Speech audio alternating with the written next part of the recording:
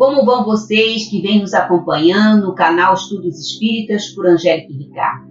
Espero que bem. Vamos estudar hoje o capítulo 25, itens de 9 a 11, cujo título: Não vos inquieteis pela posse do ouro. Mas antes, vamos relaxando em nossas cadeiras, fechando os nossos olhos da carne, elevando os nossos espíritos, os nossos pensamentos aos bons espíritos e pedindo maior entendimento para as palavras do Evangelho que vamos estudar hoje. Pai nosso que estais nos céus, santificado seja o vosso nome, venha a nós o vosso reino, seja feita a vossa vontade, assim na terra como no céu. O pão nosso de cada dia dai-nos hoje, perdoai as nossas ofensas, assim como perdoarmos a quem nos tem ofendido. Não nos deixeis cair em tentação, mas livrai-nos do mal. Porque vosso é o reino, o poder e a glória para todo sempre. Vamos ouvir as palavras de Jesus, que começa dizendo: Não vos preocupeis em ter ouro ou dinheiro ou outra moeda qualquer em vosso bolso. Não preparai nem saco para o caminho, nem 2 peças de roupa, nem sapatos, nem cajados, pois aquele que trabalha merece ser alimentado. Qualquer que seja a cidade ou vilarejo em que entrardes, informai-vos sobre quem é digno de vos hospedar. E permanecei em casa até ir embora. Ao entrar na casa, cumprimentai-a, dizendo: Que a paz esteja nessa casa. Se a casa for digna, vossa paz virá sobre ela. Se não for digna, vossa paz recairá sobre vós. Quando alguém vos quiser receber, não quiser vos receber, nem escutar vossas palavras, ao sair dessa casa ou cidade, sacudi o pó dos seus pés. Eu vos digo, em verdade, que no dia do vosso julgamento, Sodoma e Gomorra serão tratadas menos rigorosamente que essa cidade. Essas palavras nós encontramos em Mateus, capítulo 10, versículos de 9 a 15. Essas palavras que Jesus endereçava aos seus apóstolos, quando ele os enviou pela primeira vez para anunciar a Boa Nova, nada tinha de estranho naquela época. Elas estavam de acordo com o costume patriarcal do Oriente, pelo qual o viajante era sempre recebido em tendas. Além de seu sentido próprio, essas palavras têm um sentido moral muito profundo. Jesus ensinava assim seus discípulos a confiarem na providência e, além disso, estes, nada possuindo, não tentariam a cupidez daqueles que os receberiam. Era um meio de distinguir os caridosos dos egoístas. Ele lhes diz: Informai-vos sobre quem é digno de vos hospedar. Quer dizer, aquele que é humano bastante para receber o viajante que nada tem para pagar, pois esse é digno de ouvir suas palavras. É pela caridade que serão reconhecidos. Percebemos também que Jesus recomenda aos discípulos que não fossem aceitos, quando não fossem aceitos pelas casas, donos das casas, ou para ouvi-los, deveriam afastar-se simplesmente. Assim deve agir o espírito com seus familiares e amigos e outros. Nunca se impor. Emmanuel, no Jornal Reformador de setembro de 1952, página 228, nos diz que quando o Senhor nos recomendou que sacudíssemos o pó das sandálias, ao nos retirarmos dos lugares em que nossa cooperação não se mostrasse suscetível de ambientação e reconhecimento, não nos induziu à indiferença, ao relaxamento, à dureza espiritual. É que o amor próprio, quando destrutivo em nossa personalidade, nos compele a resoluções e atitudes negativas que de nenhum modo se coadunam com o programa cristão que fomos chamados a desenvolver. O pó das sandálias é a preocupação doentia de recebermos o incenso das considerações sociais, a tristeza improdutiva diante da calúnia, ou da perversidade, a dilaceração inútil perante a ignorância dos outros, o anseio por resultados de nossas ações mais elogiáveis no campo imediatista da vida e outros. Semelhantes estados espirituais simbolizam o pó das sandálias, que nos cabe alijar, sem delonga nos mínimos desequilíbrios entre a vida e nós outros. Esqueçamos tudo o que nos inclina ao resvaladouro da inutilidade e marchemos adiante. Grande é o campo da terra, até que a ventania e a tempestade possam remover os tropeços de muita paisagem empedrada e escura na gleba do planeta. Prossigamos semeando o bem, cultivando e defendendo em todos os setores de nossa tarefa, convictos de que a plantação da luz produzirá os resultados da felicidade e da perfeição para a vida imortal. Até agora, o reino de Deus é tomado pela força, disse Jesus. Mateus, capítulo 9, versículo 12. Ensinando que com ele a busca desse reino deve ser sempre pelo amor, pela persuasão, pelo exemplo. Assim, o espírita deve sempre agir, expondo sua doutrina sempre que for solicitado por alguém, sempre que perceber interesse de alguém, mas sem querer transformar esse alguém em espírita. Lembrar sempre que o espiritismo veio para auxiliar a regeneração da humanidade, e para isso basta seus princípios serem entendidos, aceitos e vivenciados. Do livro O Intérprete de Deus, Jesus, o Arquétipo do Amor, Adenauer Novaes nos esclarece. O ser humano busca se prevenir contra seus próprios temores. Carrega em seu inconsciente muitos processos não ou mal resolvidos, oriundos do seu passado reencarnatório. Tem também em seu próprio ser a esperança e a energia necessárias para que resolva em proveito da sua própria função. Apega-se a coisas para se sentir pertencente, identificando-se com objetos externos que lhe servem de elementos para que projete seu mundo íntimo. Muita coisa que retém ou que controla e que acredita não lhe é útil, nem lhe beneficia em nada. São pesos desnecessários e alienantes que carrega e que equivocadamente o fascinam, prejudicando sua jornada. É um espírito imortal, isso lhe basta para entender os grandes mistérios da vida. São garantias que se situam na intimidade de sua alma e são integradas a cada etapa de sua evolução no formato de valores, habilidades e competências.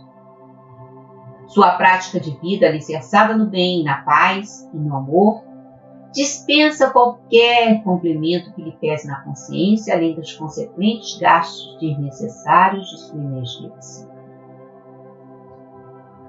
A ostentação no mundo é enganoso, estado em que a vaidade fala mais alto, roubando tempo e disposição de novos valores.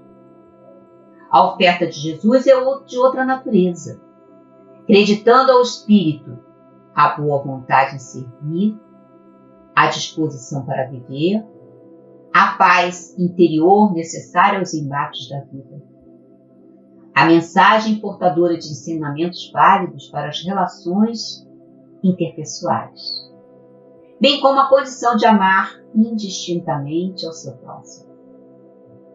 Nesse crédito, contam lembretes fundamentais a serem utilizados, como o perdão, o acolhimento, a paciência, a fraternidade e o não julgamento.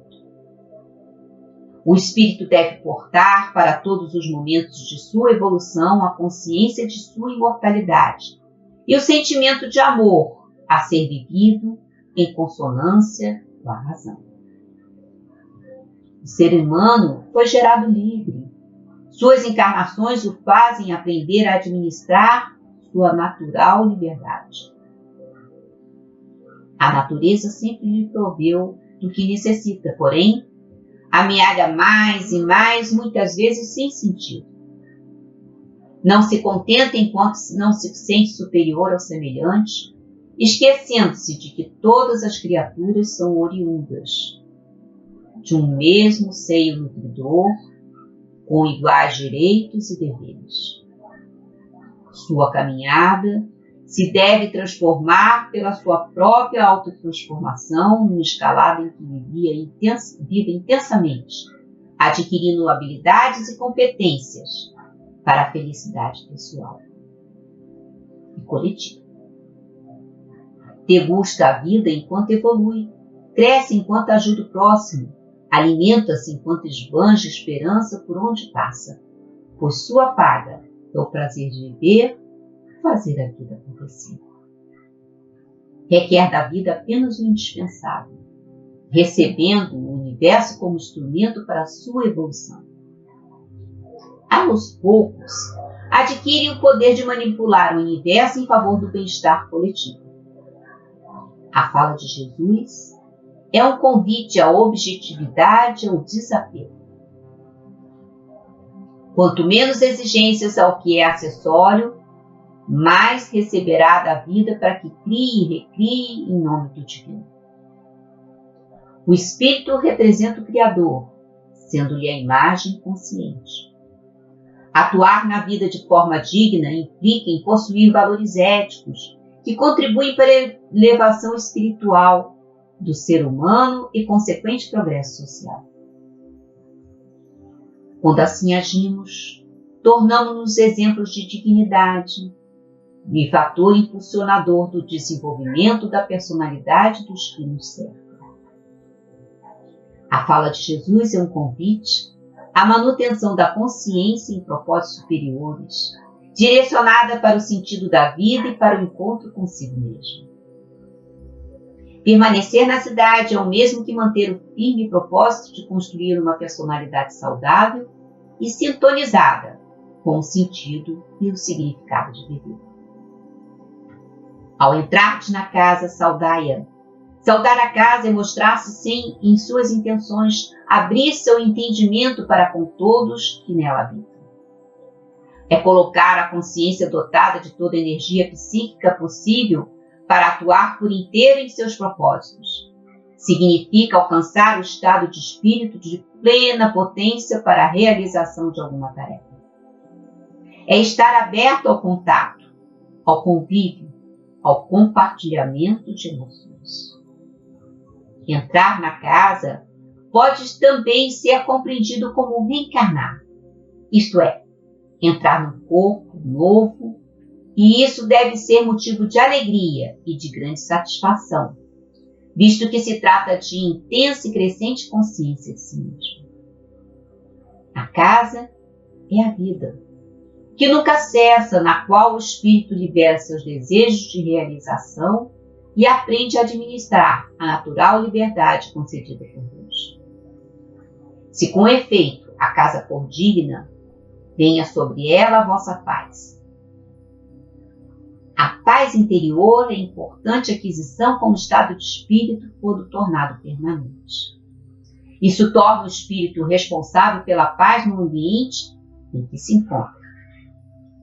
A paz é então representada pela própria pessoa que a porta, pois dela emana a aura que produz e pode ter efeito externo.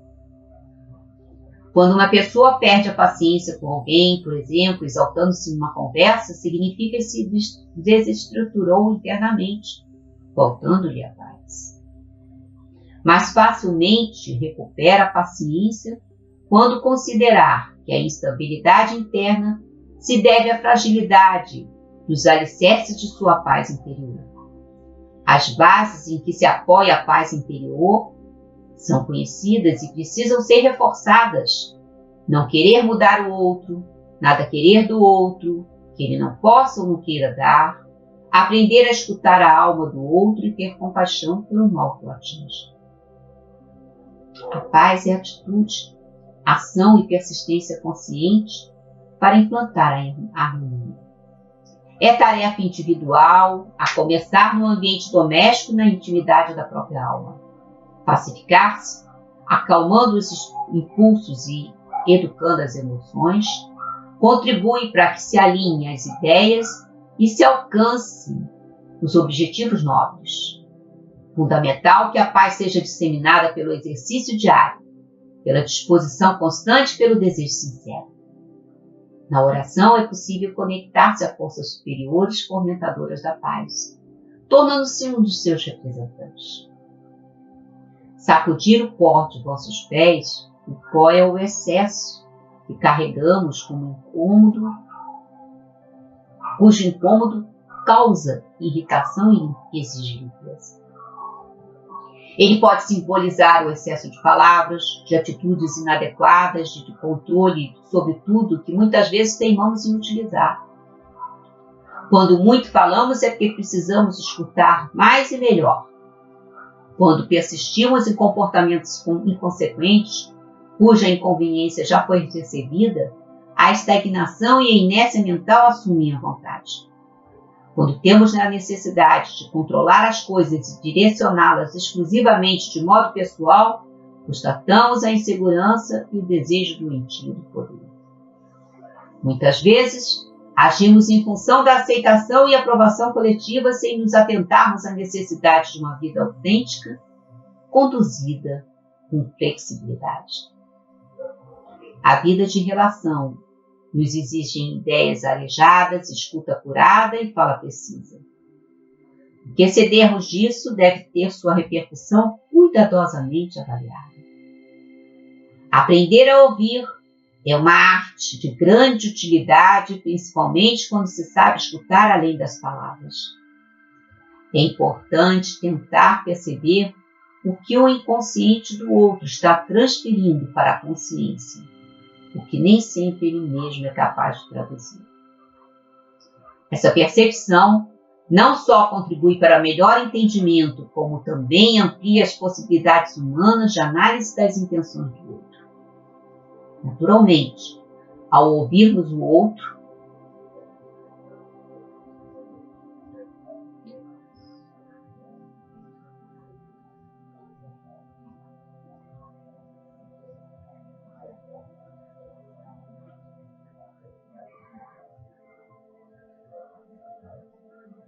traduzimos suas palavras segundo o código pessoal de entendimento cujos signos, mesmo tendendo para a universalidade, apresentam significados particulares.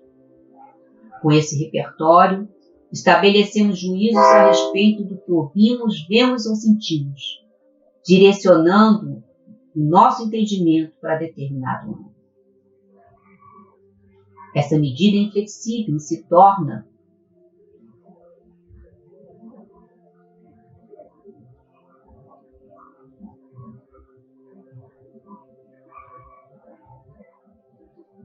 padrão para julgamento sobre o que nós próprios pensamos sobre tudo que encontramos em nossa consciência. Somos o que formulamos como ideia e como sentimento.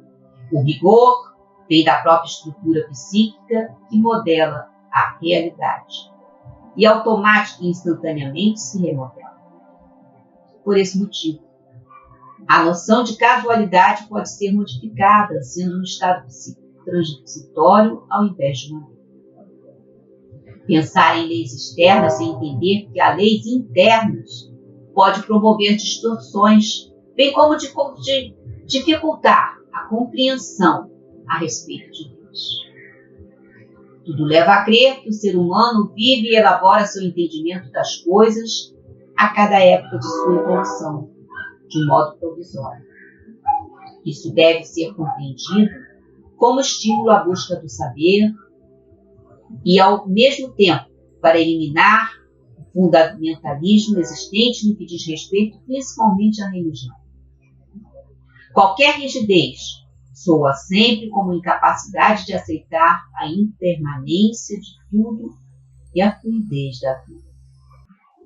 Agora, vamos vibrar para que haja paz em nosso planeta, para que as pessoas se tornem mais fraternas e solidárias umas com as outras. Vamos vibrar para hospitais, presídios, abrigos. Vamos vibrar para todas as comunidades religiosas, para as casas espíritas, para a nossa casa espírita. Vamos vibrar para os nossos parentes, amigos e por aqueles que têm algo contra nós. Vamos pedir licença para vibrar por nós mesmos e deixar uma vibração para onde ela se faça mais necessária.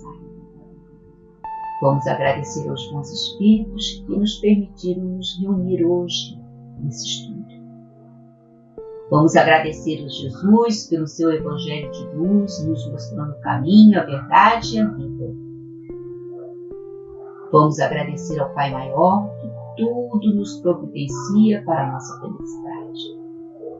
Quero agradecer a você que nos acompanha nesses estudos.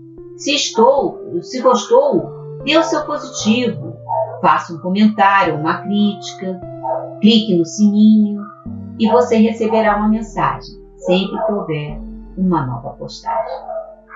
Até a próxima quarta-feira e muita paz a todos.